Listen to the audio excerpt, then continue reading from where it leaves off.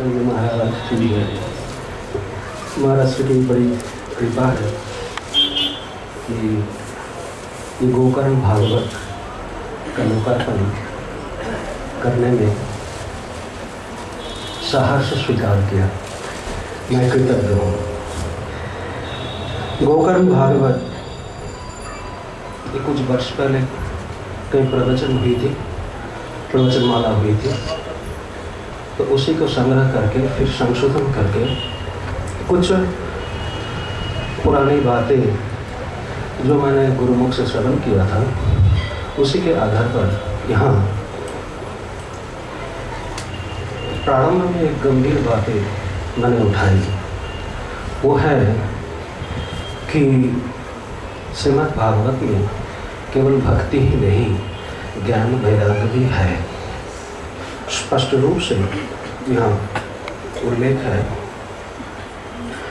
ज्ञान यज्ञम करिष्यामि शुक शास्त्र कथज्वलम भक्ति ज्ञान विरागम स्थापनार्थम प्रयत्नता। भक्ति ज्ञान वैराग्य तीनों को स्थापित करने के लिए ये श्रीमद् भागवत है। परंतु ये जो जड़ा अवस्था है ज्ञान और वैराग्य, इनको हम लोगों ने देखा कि जड़ा अवस्था में पड़े हुए हैं वृंदावन में। स्वरूप से ये जड़ा नहीं है, किसी कारण से है। उपेक्षा का कलव जाता हूँ, स्पष्ट रूप से आया। उपेक्षा करने के कारण ज्ञान और वैराग की उपेक्षा हो गई, इसी करके ये जड़ावस्था। यहाँ तक भागवत में उल्लेख है, ग्राहक अभावात ना जड़ामपि मुच्यते। ग्राहक नहीं है, ज्ञान वैराग के लिए कोई ग्राहक ना होने के कारण ये जड़ावस्था है, स्वरूप से नहीं है। दुकान में भी अगर दीर्घदिन वस्त्र रह जाए, कोई ग्राहक ना होवे तो वस्त्र सड़ जाता है। प्रारंभ में इसी को मैंने उठाया कि भागवत का मुख्य जो लक्ष्य है, यत्र ज्ञान विराग भक्ति सहितम नैष्कर्म्यम आविष्कृतम। यहाँ ज्ञान भक्ति वैराग तीनों का वर्णन है और तीनों की पुष्टि के लिए ये भागवत है। अब इसी में एक शंका है। शंका यही है कि एक श्लोक भी है, तस्मात् मद्भक्ति युक्तस्य योगिनो वै मदात्मनो न ज्ञानं न च वैराग्यं प्रायः श्रेयो भवेदिह। इस शंका का समाधान कैसे किया जाए? तो इसमें मैं अपने सद्गुरुदेव स्वामी सर्वानंद जी महाराज जी की चर्चा की। वहाँ शास्त्रीय ढंग से परिसंख्या विधि के सहारे यहाँ परिसंख्या स्वीकार कर लेना चाहिए। परिसंख्या विधि जैसे हमारे वार्तिककार ने स्वीकार किया, आत्मा व द्रष्टव्य मंतव्य आत्मा इति एवं उपासित।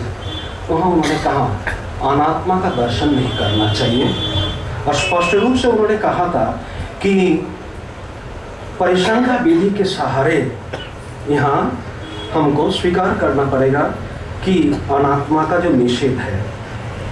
तो परिसंख्या विधि है क्या? सुतार्थस्य परित्यागात् असुतार्थस्य कल्पनात् प्राप्तस्य बाधात् चैव परिसंख्येति गीयते।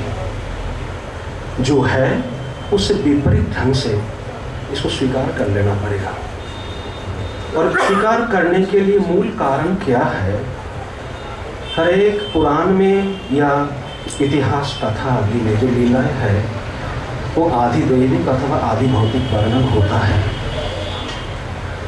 और उसके पीछे एक आध्यात्मिक वर्णन भी छिपा रहता है।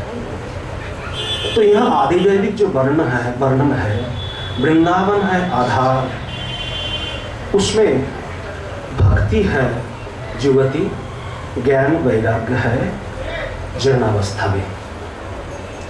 आधिदैविक वर्णन आध्यात्मिक वर्णन में हमें यही मानना पड़ेगा कि जो साधक है उनका जो अंतःकरण है, हृदय है, वही है आधार, जिसमें भक्ति है जुवती और ज्ञान वैराग्य जरा जीना। इस प्रकार अगर हम स्वीकार करें तो ज्ञान युक्ता जो भक्ति है मधुसूदन स्वामी में, उसकी संगति नहीं लगेगी। अथवा जीव गोस्वामी आदि में वैराग्य युक्ता जो भक्ति है उसकी संगति नहीं लगेगी। और जो कह देते हैं, खास करके मंच से आजकल कहा जाता है, हमने सुना है कि अर्थवाद है, भक्ति की स्तुति है। यदि भक्ति की स्तुति है तो नियम है अर्थवाद वाक्य के साथ एक विधि वाक्य होनी चाहिए। विधि एक वाक्यता। कौन सी विधि आएगा? तो यहाँ तो यही मानना पड़ेगा, जड़ा जीर्ण ज्ञान वैराग्य युक्ता भक्ति कुर्यात वैकुंठगामा। ये तो संभव नहीं। एकादश स्कंद व्यर्थ हो जाएगा, जड़भरत का प्रसंग व्यर्थ हो जाएगा, इत्यादि वर्णन इस ग्रंथ में है। महाराज श्री की कृपा मेरे ऊपर असीम है। जब भी मन में कोई शंका हो, मैं महाराज जी के चरणों में गया। 2-3 जने शब्द गलत है। कुछ महापुरुष हमारे जीवन में आए जिनके चरणों में मैं शंका समाधान किया। सबसे प्रथम सामने बैठे नवराम जी महाराज, रामसुखदास जी महाराज जी ने कर्मयोग के बारे में स्पष्ट रूप से बताया, इनकी कृपा है।